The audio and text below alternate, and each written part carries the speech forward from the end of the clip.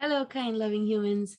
I am totally redoing my video I did earlier on my recent e.l.f. makeup purchases for a few reasons.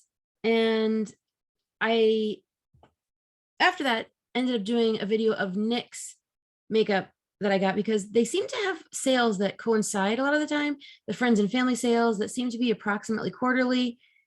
So I got to try their new eyeshadow. I already had some on, but the funny thing is, for all the extra effort, it doesn't look that different from how the highlighter on its own looked. And I already had lipstick on, so I'll have to try their lipstick another day. But it's always fun to do ambidextrous makeup. Now that I have two of the same brushes from them, I can do this at the same time. I love it. So from e.l.f., this had come recommended, the setting spray. And this is what I've pretty much used up and what I was waiting for the sale to replenish. Usually the sale is 30 or 40% off. I think that's what I was able to catch. Now they also tend to do, like, if you spend this much, you get free shipping. If like something like 25 free shipping, 35 free gifts. And they usually offer you like 6 gifts that are usually less than $10, sometimes around $5. Sometimes they're like $3 eyeshadow and stuff. And with one of the boxes, I believe I chose this eyelash and eyebrow serum in travel size. It seems like it conditions more than helps it grow, but it also seems to have castor oil, which I believe helps hair grow. So I'd be wary about putting it on the lash line. I might, if I were to put it on the lashes, I'd probably put it on the tips. I might not though. I might just use it for the eyebrows. And it says AM and PM. I don't know how this would do under makeup, but I think I would probably do PM after showering. And then not just on the hair, but actually try to get it into the skin so that if it's going to help anything grow, it could. And especially at the end, don't we all have lacking of hair at the end? And what's the free thing here? Oh, one of the free things was this metallic eyeshadow. I would not have gotten this color. I think I could maybe use it as an eyeliner, but I will test it out on the palette so that if I don't like it, I can give it away without having contaminated it. And it's just too dark for me. I don't see myself using it as like a main lid color, but and I like color more than neutrals. So I don't think I chose this one. I think this was an automatically added option. I must have chosen this plus this face wash, which is great for travel. And I love that you can refill it because even though it's nice to have clear so you can see how much is left, you can kind of tell by the weight, I think. And the fact that it's labeled with a label that's not going to come off, get wet in the shower. And even if you put another cleanser in here, you'll remember, oh yeah, the light blue but little bottle, that's for my face. I feel like this could be good for an emergency overnight bag, for a temple bag, and then for a weekend bag as well. So I think these are the two I chosen. And then I'm thinking this must have just been at a certain amount, you get this free. And I think this too was you spend a certain amount, it automatically gets added contour palette. This could be used for the eyes as well, for a simple eye look. This seems to be a highlighter. And although you could use eyeshadows and bronzers for contouring, these are meant for contouring. Those could have an undertone that is not as compatible. I don't usually do contouring, but I might experiment with it. It says 4 shades to mix and match for custom and defined look. Pigmented colors are great for contouring, shading, sculpting, and brightening, and highlighting the eyes, cheekbones, nose, and jawline to slim and enhance features. Using a sculpting brush, apply your chosen or custom bronzing shade to the sides of the nose, hollows of the cheeks, and jawline. So sides of the nose, hollows of the cheeks, jawline. Use a pointed brush to apply the highlighting shade down the center of the nose, over the cheekbones and brow bone, forehead center, and Cupid's bow to lift. Blend the 2 shades together using back and forth motions until no harsh lines are visible. So it's kind of unclear. I mean, this is a light skin palette, but this is darker than my skin. So I'm thinking starting with this lighter one and then deepening it here if needed. And also for what, like for photos or video or something, maybe you want to go darker for a more dramatic look. But in person, maybe you want it to be less detectable and go for the lighter one. Again, I don't think I would have gotten this, but since it was free, I'll try it. I definitely stocked up on the setting spray, some in each box. This is a new setting spray I tried. And I was trying to figure out what is the difference. Why is it a different bottle? Is it less is it going to not help my makeup stay on as long? It's illuminating, mist and set clear. But when I sprayed it on my hand, I didn't really notice much. But then when I sprayed it on the clear plastic palette, that's when I saw it was kind of yellowy, and I'm thinking it was like gold shimmery things in here. I'm not seeing much of a difference in glowiness. Actually, what I should probably try is like here, where I would normally put some kind of shimmer powder and see if that shows up. I think I'm also going to try some on my arm in the finer spray rather than more heavily like I did on my hand. I did use this for eyeliner and it seemed to work okay. What was the other thing? I'm mixing up which box things came from. Setting spray. Oh, this mist was super, I don't know what to say other than chunky. This one is a very fine mist, and that's why I think it came recommended. Also, tried this Dewy coconut setting mist, which I'm assuming has coconut oil in it, and this has no shaky mixing ball. This one does. But yet you're still supposed to shake them both. Then again, this one from Flower clearly has 2 layers that you can see, and you just shake it up. I think it's like the oil that's the difference. So I'm thinking this is especially good for winter and hydration and dewiness, but dewiness kind of happens naturally in the summer. I might still try it, but I'm thinking this will not hold the makeup on as well and in place as well as this. So this I would test out. I'm not as concerned with it lasting all day. Then this, I believe, was on sale, the e.l.f. Camo Cream. And I was like, what is so different about this in the foundation? Because it's full coverage. Ditch your basic foundation. This color correcting cream is the only product you'll need to achieve a natural looking complexion, but with full coverage. A multitasking dream cream infused with peptides and niacinamide that plumps, hydrates, smooths the appearance of your skin while protecting with SPF. Also infused with skin living collagen. Apply 1 to 2 pumps of the CC cream to clean skin using our e.l.f. Complexion Duo Brush to achieve an airbrushed finish. Wear as a moisturizer and full coverage foundation, depending on your needs. Okay, but people that only want foundation or a tinted foundation usually don't want full coverage. And people that wear full coverage often will use a cream underneath. So I don't really understand why they say it that way. Like, part of it seems like it's trying to be an all-in-one moisturizing, but then again, how is it full coverage? And why is it so much more expensive? And a sunscreen. But it also says color correcting. So how is it so different from foundation? I just don't know. I guess that's what we'll find out. And it's 1.05 ounces, 30 grams. So this was on sale from the Camo collection, while the powder was not. Now, what I'm wondering with this powder, I have used this type of foundation long ago. I think it was all-in-one face base from Body Shop, and they had a sponge that they used with it. But sponges and brushes were less plentiful back then, but I still had a decent selection. So I'm going to try this with a brush, but I think I will also try it with like a mineral type brush and see if I can pick it up and buff it in the way I would with mineral makeup. And I want to maybe, especially for the summer, try mineral makeup again with the setting spray, because mineral makeup would transfer pretty easily. But I want to see with primer and setting spray, can the mineral makeup feel lighter on the skin while giving the coverage I want, but then also stay put. I did end up getting the solid sponge. Oh, wait, it says sponge cleaner. I'm gonna use it for brushes because I rarely use the sponge. Before I forget, sometimes when you just want to add a little something to get up to whatever minimum you're trying to meet for the free gift or shipping, who can't use more tweezers? You know, when they get dull and you don't want to use them on hair, they're good for hangnails and, you know, getting, I don't know if you've ever experienced when you're in the shower, if you like scrape like this, it seems like softened skin will come off. So it's, and that's something they do at the pedicure places too. So, you know, it's good for like, let's say you get glue under your nail, getting that out because you don't need the super sharp end like you would for little hair and whatnot. So normally I wouldn't even bother with this, but because of the 30 or 40% off sales, like, yeah, I'll use it for my brushes. I mean, I guess when you're traveling, you really don't need it because you could just use whatever dish soap's on hand. I would have thought this was going to stay in. kind of a nice smell, but not much to it.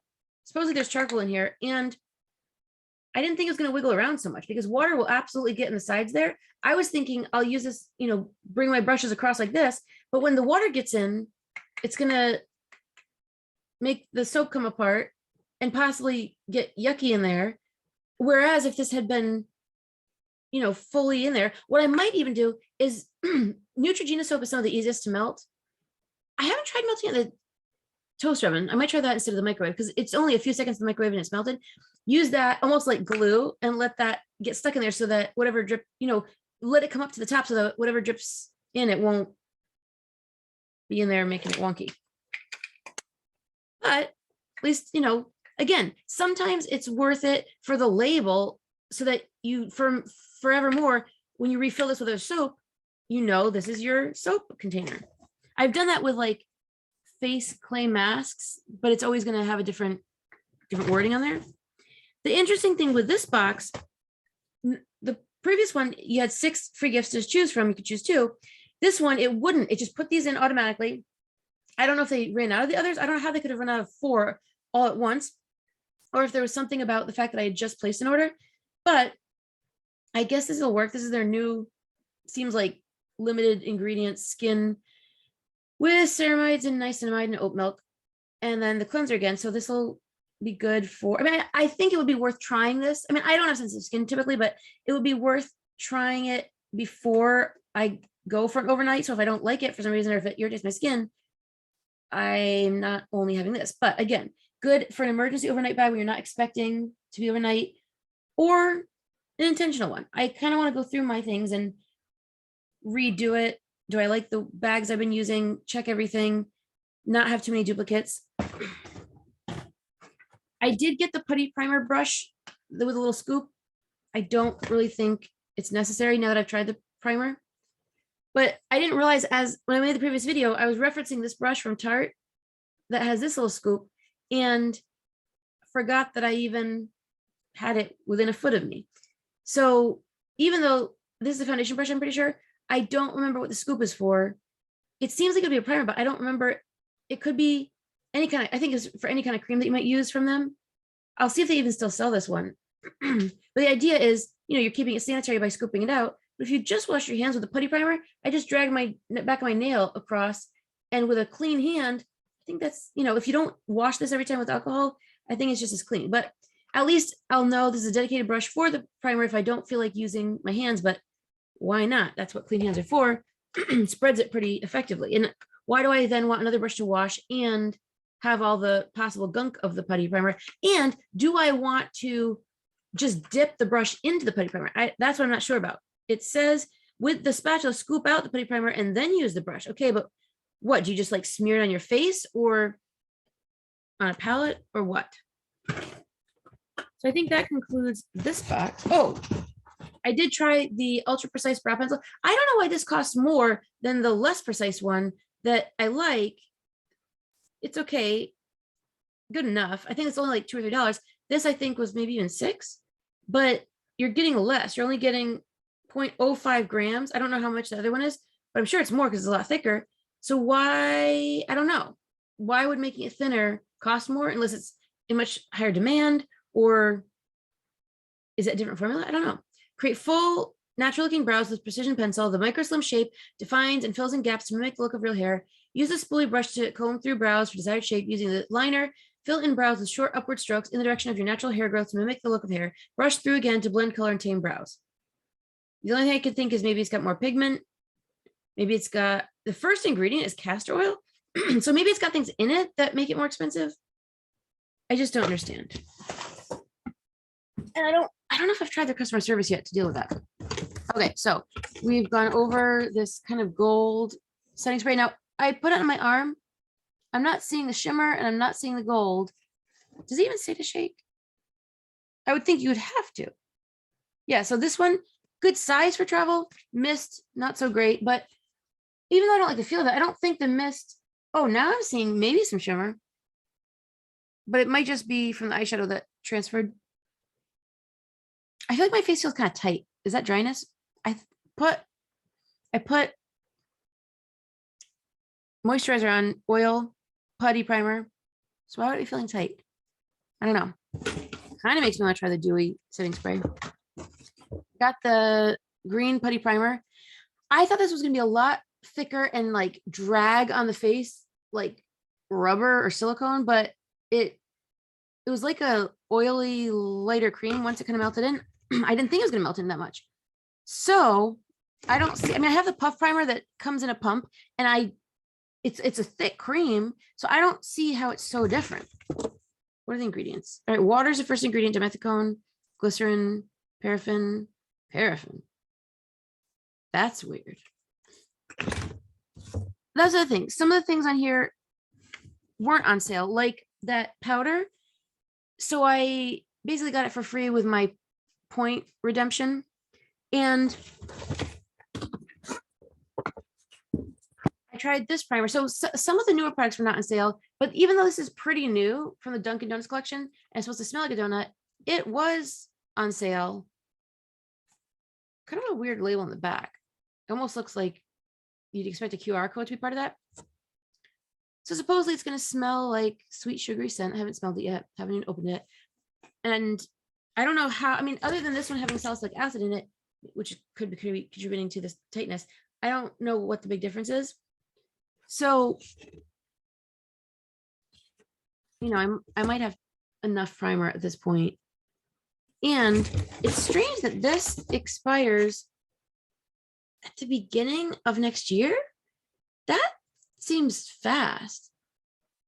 I'm kind of surprised. And this little emblem, I think the 6 months means once you open it, like the preservatives are good for that long. So I guess I better hurry up and use it, but it feels weird to put paraffin on the skin. And I don't know that it's like making my skin look terribly smooth or, I don't know, grippy. I used the Believe foundation today, plus some setting spray. So we went over this, we went over the free things, the camo, the setting spray, the primer. Then we've got these, both the Camo collection concealers, both in fair warm. Even though I'm generally neutral, I figured for under eye, it would be good for covering the dark circles. You know, certainly you get more shadow when you tilt your head down, and I can see the dark circles in real life. Somehow they don't seem to show up as much on camera, thankfully. But then when you lift back up and the light is there, they're not as pronounced. These are reasons that I find I like how I look better on camera than in person. I guess we do this. It kind of takes away the shadow, but I still can see it. Thankfully, it's not too pronounced in the video, but it's like, I can't tell what is, I think it's just my eyebrow creating shadow over here. But again, that's what decent studio lighting is for and how cameras can improve things. Anyway, so I got the warm for the yellow undertone to deal with the under eye circles, which I used to do a lot more when I was younger. Then I somehow got out of it and stopped even using concealer. I don't know if I was just trying to shorten my routine because I think foundation got to be full coverage enough. I felt like it was covering just fine. So one of these is the regular, one of them, this is the hydrating. This is so much darker. It is significant. Okay, thankfully now you can see. I got them, they were on sale. I figured I would try them. I'm trying now putting things on blemishes again. I've been using the Believe one, which I don't love for under eye. I feel like it's not enough, but putting them on blemishes, I'm realizing, wow, I could put less foundation on significantly. Now, granted, I can still see blemishes through, but the other day when I got complimented by a few people on my makeup, both on the eyes and I think on the skin, I think I had used concealer over blemishes and then therefore less pumps of foundation. So there must be some kind of benefit to that. So even if, I mean, the problem with it being warm is that it's yellow for the rest of the face, but even if it ends up being too dark, I mean, I guess I could try it for the blemishes. But the under eye, I guess I could use it under foundation and maybe the yellow would still work. It's just so dark. Such a difference. And I only now, when I've received it, am realizing I vaguely remember people complaining about the huge difference in shades between the hydrating and regular. I can't remember if that is seen on their swatch thing. And I think after it dries, it's different too. So that's something to be factored in. I think I had learned about that and been aware of it and then kind of forgot when it was time to get it because it had been so long. And I've got a number of concealers that are in use right now. So part of me doesn't even want to open them until that time. Because again, this says 6 months, I think, from when you open it. Actually, it's kind of weird. Now looking at the box that says it's darker is the one that's actually lighter in the tube. Same thing on the top. This one, which is the lighter one, has a darker shade printed. Now, granted, maybe the boxes were printed at different times. I don't know. But this is another time where I could put it on the palette so I'm not contaminating it. And if I don't like it as much, I can give it away without, you know, if it's not contaminated because I put it on the palette, didn't put it directly on my face, then that could work. And then I won't feel like I'm wasting. But I think I either got it for $4 or $4 originally and then with 40% off. But either way, I mean, we try things. I think that's it for those boxes. And again, I stocked up multiple bottles of the green setting spray with the best fine mist. And I think I'll fill back up my other one, which has a little bit left, and then spray both at once, both for the ambidextrousness. And I'm wondering if the mist will hit each other and then kind of come like this. But I figure this way I'll get the side, you know, more than just doing this, which feels kind of uneven. I'll be able to go down like this, kind of like that episode of Friends with the tanning thing, and like a car wash, it comes at you from both sides. And then I think that way I'm more likely to get around here where I need it and this, and then I can always do this after. But I just feel like zigzag, if you spray, it just feels like you're not, it's just not even. Whereas if you go spray, and then it hits you, I feel like you need it more on the angles than strictly on the front, because the angles are still gonna land here, but this may not land here. So I think there's benefit. And I hope that bottle will remain a nice soft mist. Can't remember if, I think this bottle is a nice, it's a soft mist, but the sprayer, it feels kind of broken almost, like it's wiggly.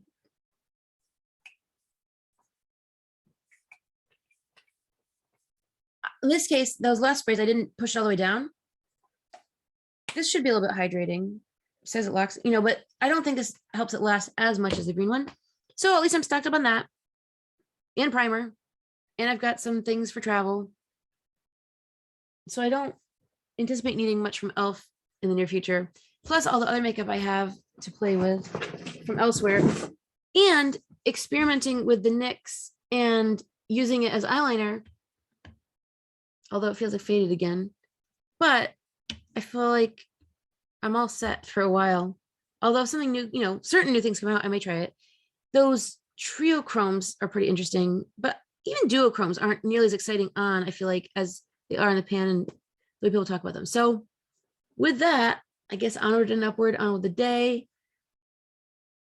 Hope you all are having a great day and a great week. May the love of heaven be with you. And as always, peace be with you.